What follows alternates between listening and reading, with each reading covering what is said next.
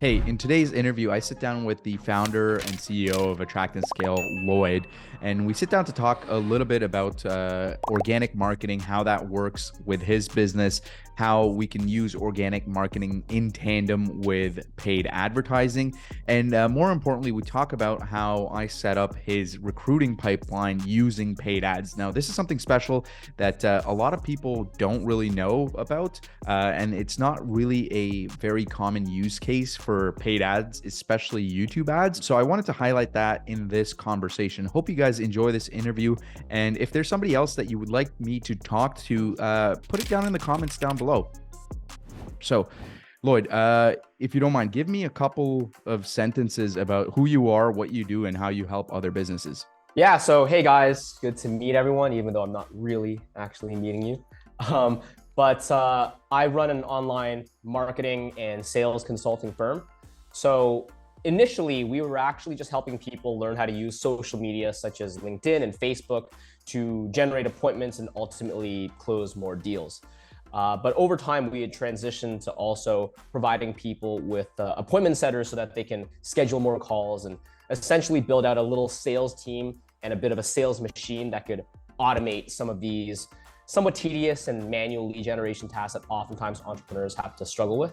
So the end goal, yeah, is to help coaches, consultants, agencies, anyone who's running a high ticket online business, just generate more sales calls and grow their revenue. Awesome. And then you briefly mentioned appointment setting. Can you go into exactly what that is and what is an appointment setter and how that works in terms of a sales funnel? Yeah, definitely. So I can give you a little bit of a backstory of how I even stumbled upon this being helpful and important.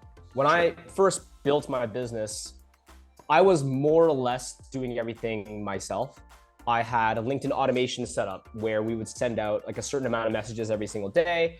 And then in the DMs, you would eventually book calls, and then on sales calls, you close deals. And then similar on Facebook, we would be doing a lot of outreach. We'd also build a Facebook group and get some inbound DMs coming in. So similar idea, we do a bunch of stuff. So we have to manage. It's a new age version of like biz dev, but done on like social channels. Okay. Exactly.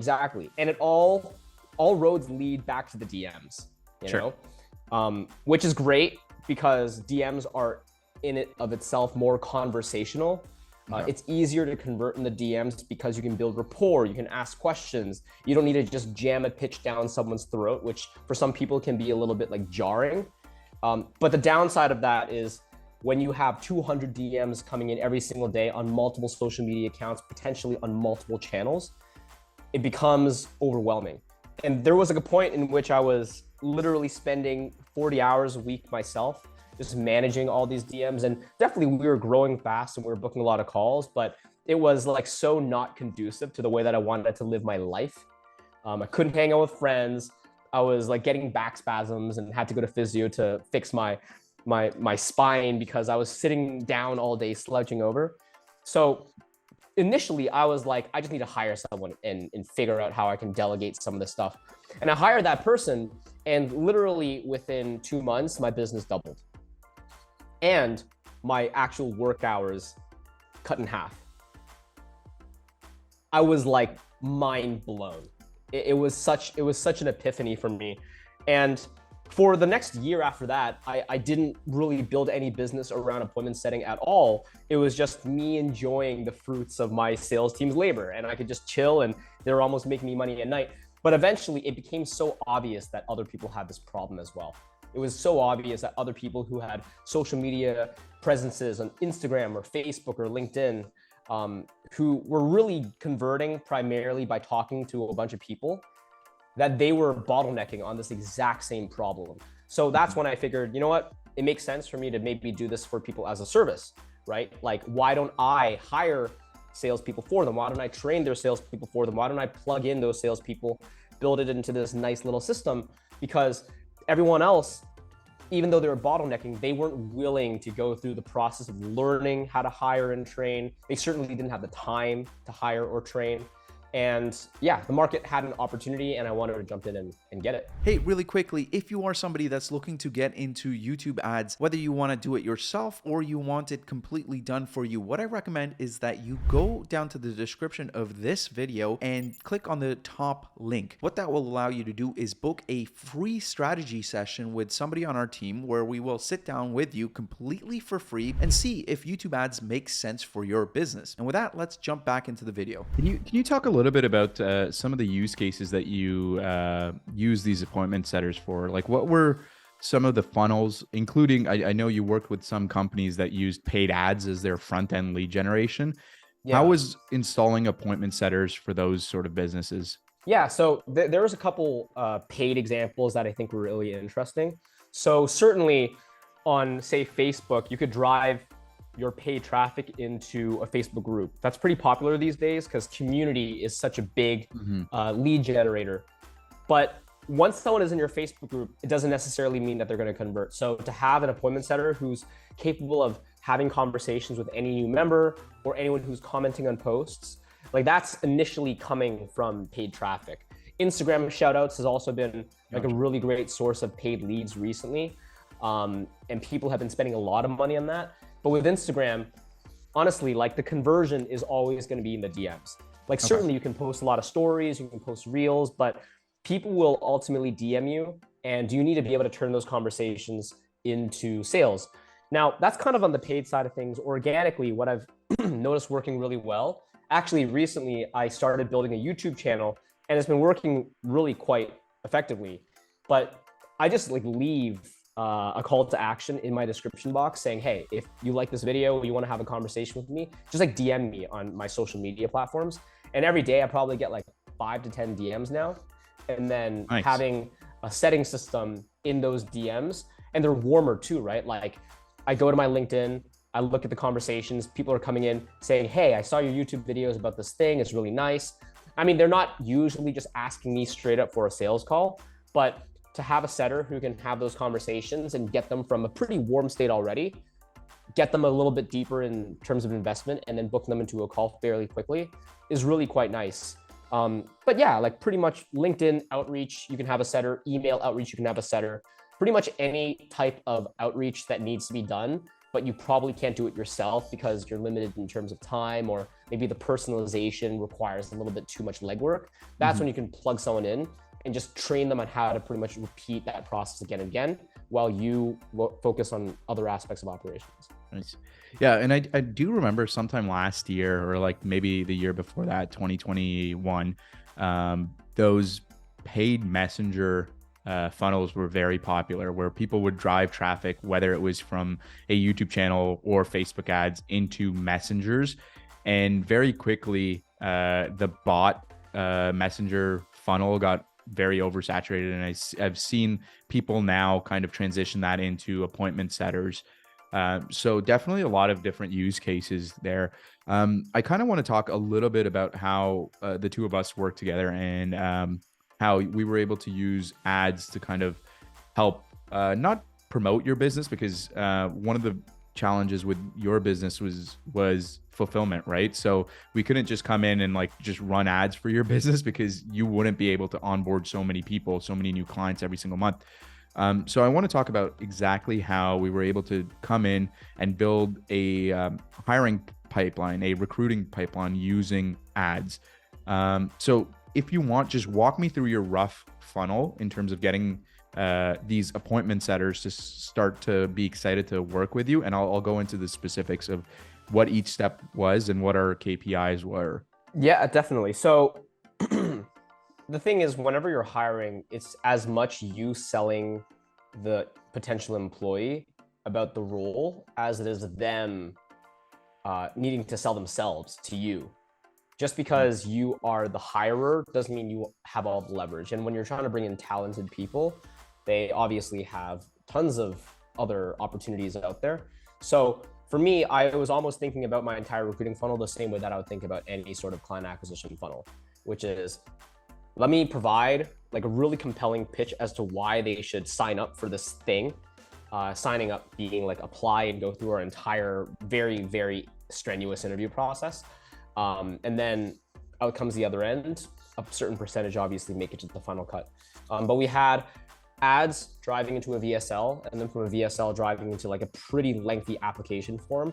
And then from there, they pretty much go through a standard interview process, and then we make them go through like an info product. Yeah. So that was like pretty helpful for us to be able to scale the candidate generation, if you will, because before that, we were relying on entirely organic sources, which, albeit great, wasn't necessarily the most scalable thing in the world. Yeah. So like as our business was growing and we had like a full-time hiring manager that was trying to manage a candidate pipeline, and they had a quota of how many candidates they needed to bring in every single week, every single month, it was getting hard for us to reach our quota strictly from the organic sources. So we really saw that paid traffic was a great supplement for us to be able to hit the numbers. Yeah. It's pretty funny that you essentially built the entire hiring process like any other sales funnel. And then instead of people paying you for the information, you were actually paying them, which was probably a great compelling answer. Now, I was the person who kind of set up your ads and got this off the ground. And I'll tell people here, in the beginning, we decided to run with both Facebook and YouTube ads because we weren't really certain which platform would kind of deliver better results for us. In the end, we skewed a little bit more towards YouTube because some of the employment restrictions on Facebook were very restrictive in their own nature, right? So we found that YouTube, we were able to get our ads a little bit more broader to a broader audience.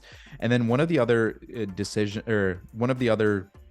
reasons that influenced our decision was because this was quote unquote like a sales funnel, there was a VSL that somebody watched. We really wanted to incorporate video ads in the complete beginning. So to take somebody from a video ad to a VSL is a lot easier than to take somebody from a image or a static ad or a long form ad copy to a VSL. So we found that using video to video was a lot more conducive to the entire sales funnel. We were hiring from just about every corner in the world. So some of this KPI data that I'm going to mention is keep that in mind. Like our ads were served not only just to a North American or a tier 1 market, but literally all over the world. I think it was restricted to only English speaking countries, just because that were some of your needs. But at the height of it, I remember we were sourcing, hundreds of thousands of candidates every single day, and we were getting candidates in, and this is people that were submitting applications for less than $3, which was absolutely phenomenal for somebody that's working a recruiting pipeline. Like if you compare this to any other platform, like paid ads is just so much better. Like if you go on Indeed or you go on one of the other job boards, in order for you to boost your job posting, it costs hundreds of dollars, and that may only result in a couple of candidates coming in. Whereas with paid ads and setting it up in this sales funnel manner allowed us to really achieve scale at a very good cost. Sweet. Yeah.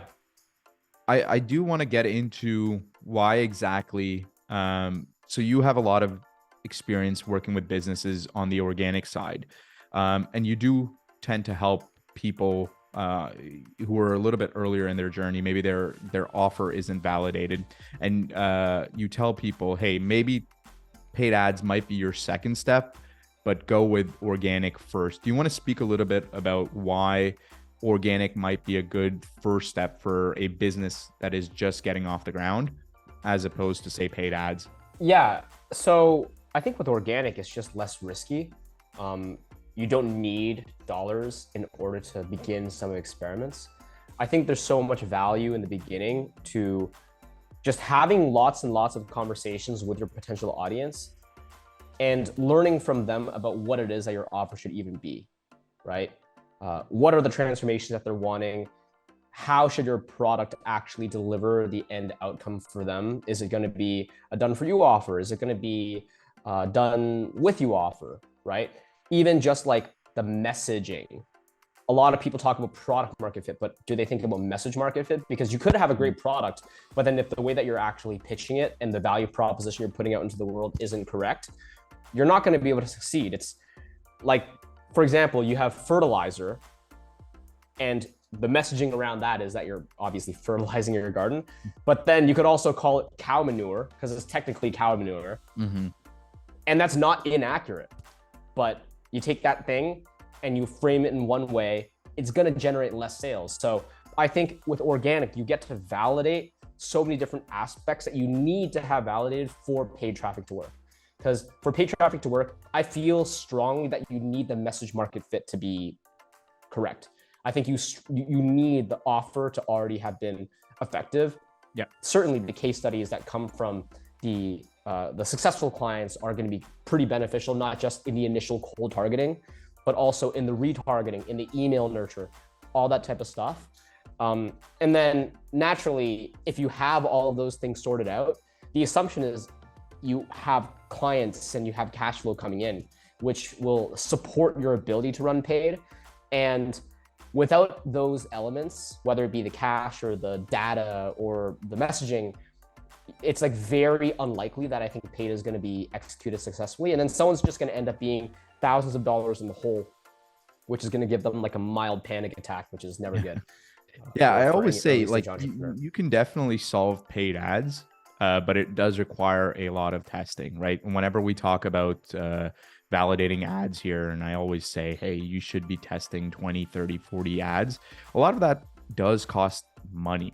And if you're a first-time founder, somebody with absolutely no cash flow, a brand new business, no reserves, probably your best bet is to validate a lot of those messagings with organic. And when you figure out what starts to work, you can then translate that into your ads and your ad campaigns. And that way, when you are testing, you're not testing 30 things. You're maybe testing like 3 or 4 different variations of the message that has been validated by the marketplace. So in my head, it's a very nice symbiotic relationship between paid and organic. I also do think, like, even though you are doing paid, right? Let's say you're a little bit further down your journey and you're doing paid marketing.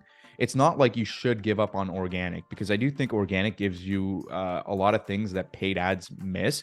Primarily, one of the big things is that one-on-one interaction, right? Whether it's through you or your closers or your appointment setters, to get that immediate feedback from your ideal market, it's so valuable, right? And I feel like a lot of times businesses often overlook that, and that's why you see like paid ads offers that go up very quick and then fizzle. It's because they really haven't done their homework, built their business on strong foundations. Yeah, completely agree. And it's funny because everyone in the industry, in our industry anyways, knows who Alex Hormozi is. Yeah. And he famously was a very, very heavy paid ads guy when he first built his like gym launch brand. Yeah. And I don't know how much he was spending per month. He was probably spending like hundreds of thousands of dollars per quarter. I wouldn't be surprised given, I think he was like doing 50 million a year or something. Yeah, they were spending quite a lot.